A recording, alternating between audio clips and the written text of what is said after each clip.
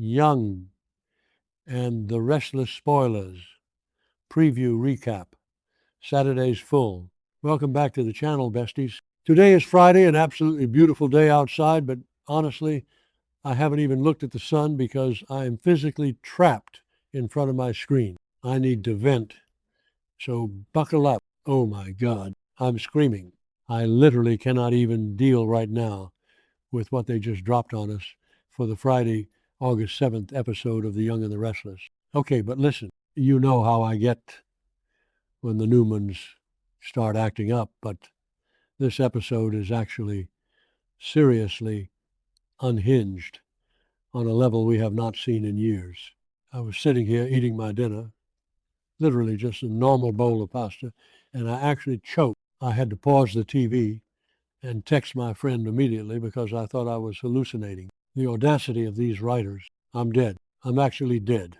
I need to break this down because my brain is going a million miles an hour and I cannot process this alone. So, wait, let me back up because I keep remembering things out of order. Yesterday we had that massive over-the-top vow renewal for Victor and Nikki at the ranch. Like, okay, cute, whatever. They are off to Venice now to ride gondolas and pretend they didn't just break up 5 minutes ago over Victor kidnapping Jack Abbott, which is insane, by the way, and don't even get me started on that. They are celebrating their reunion and acting like their toxic past never happened. But while they are sipping champagne in Italy and living their best lives, their entire family is literally burning to the ground back in Genoa City. The absolute chaos they left behind is staggering and honestly typical Victor and Nikki behavior to just dip when things get hard. I forgot to mention earlier, but Nick checked himself out of rehab. He left rehab against medical advice. At this point, I'm yelling at my screen like, Nick, what are you doing? He literally lied to Nikki's face, telling her he was allowed to leave for the wedding. The absolute nerve of this man. He stood there at his parents' vow renewal, pretending everything was perfectly fine, while he is literally spiraling into the abyss. I cannot believe he would manipulate his mother like that, right after she got her eye bandages off and is dealing with her own trauma. It is so, so, so dramatic. And honestly, it breaks my heart because Nick is usually the good guy, but addiction is just destroying him right now. And this isn't just a minor slip-up, you guys. We saw his nightmare earlier this week, the fentanyl nightmare at Crimson Nights, where he was tearing open sugar packets and it was actually drugs and he swallowed them. I can't breathe just thinking about it. It was like a psychological thriller movie. Nick is fighting for his actual life, and he just walked out of the one place that could save him. Why would he do that? He needs to get it together, I swear. He is so haunted by Matt Clark and everything that happened in Vegas, and his brain is literally turning against him. The visual of him hallucinating those drugs is permanently burned into my brain. Okay, where was I? Right, so with Victor and Nikki out of the picture, guess who has to clean up this massive, disastrous mess? Adam and Victoria. Yes, you heard me. Adam and Victoria are teaming up. My jaw dropped. I mean, these two literally hate each other's guts 90% of the time. They have spent their entire adult lives trying to destroy each other in the boardroom, fighting for Victor's approval, backstabbing, scheming, stealing companies, and now they are forming the most iconic, unhinged alliance ever because they realize their brother is in serious, serious danger. I never thought I would see the day where Adam and Victoria actually sit down and agree on something without someone threatening a lawsuit. Victoria is working overtime, honestly. She is parenting her own parents, trying to keep the peace, and now she has to parent Nick and Adam. Adam is actually stepping up. They both realize that Nick completely lied to Nikki about being cleared to leave rehab. They know he is not okay. They know he is going to crash and burn, and they are literally dropping everything to save him. I'm calling it now. This is going to end badly if they don't find him fast. Adam knows exactly how dark the human mind can get because of his whole spider persona. So he is probably the best person to track Nick down, but Victoria's protective sister mode is fully activated, and it is incredible to watch. Because think about it, Nick is totally alone right now. Noah and Sienna literally packed up their entire lives and fled to Los Angeles because they were so traumatized by Matt Clark. So Nick doesn't have his son to lean on in Genoa City anymore. Noah opening the shadow room and then immediately leaving it to Danny Romalotti is wild, but it means Nick lost a massive piece of his support system.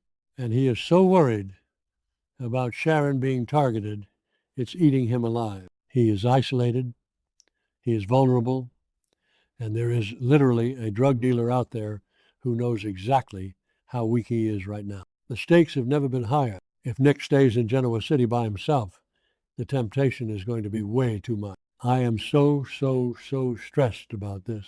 Like, what if he buys more drugs? What if he runs into Matt Clark? Adam and Victoria are going to have to either drag him back to that rehab center, kicking and screaming, or they are going to have to lock him in a room and watch him 24/7. I honestly wouldn't put it past Adam to just kidnap him for his own good. They have to intervene before that drug dealer gets to him. The suspense is literally killing me. I had to pause the show just to take a deep breath because my heart was racing. Wait, did I already say that? Whatever. Anyway, let's pivot because I have to talk about Mariah Copeland. Oh my God, Mariah. She finally comes face to face with Matt Clark in this episode. I am literally hyperventilating. This is the worst possible crossover event in the history of the show. Matt Clark is a literal psychopath who has terrorized this entire town, held people hostage, ruined lives, and now he is zeroing in on Mariah. Not okay. I'm done. I am actually sick to my stomach thinking about what he is going to do to her. You have to remember exactly where Mariah's head is at right now to understand why this is so terrifying. She literally just got out of the mental hospital. She is so incredibly fragile. She had that massive psychological break where she kidnapped baby Dominic because she was so traumatized. And now she is facing all this legal threat from Devon, which, by the way, Devon needs to take a chill pill and stop destroying his marriage to Abby over this. But that's a rant for another day. Mariah is isolated. She feels like a monster.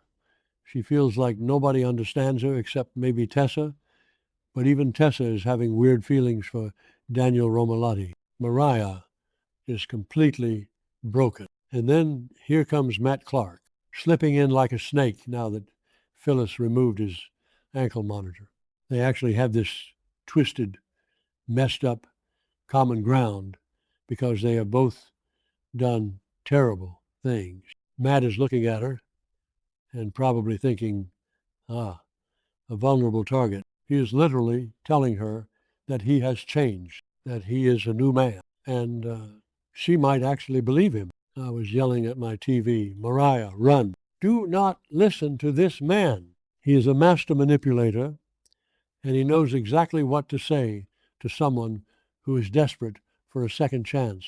It makes me so sad because Mariah is desperate for redemption. She wants to believe that people can do horrific things and still be forgiven because she wants to be forgiven for what she did to Devon and Abby. So if Matt says he has reformed, she might actually project her own hopes onto him. She might look past all his massive, glaring red flags because she needs to believe that rehabilitation is possible. This is a disaster waiting to happen. Mark my words, Matt is going to use her, manipulate her, and drag her down with him. Sharon is going to absolutely lose her mind when she finds out her daughter is talking to the man who assaulted her. The family dynamics are going to explode. Getting distracted by the side plots here. Hold on. Okay, focus. We need to talk about Billy Abbott. Oh, Billy boy.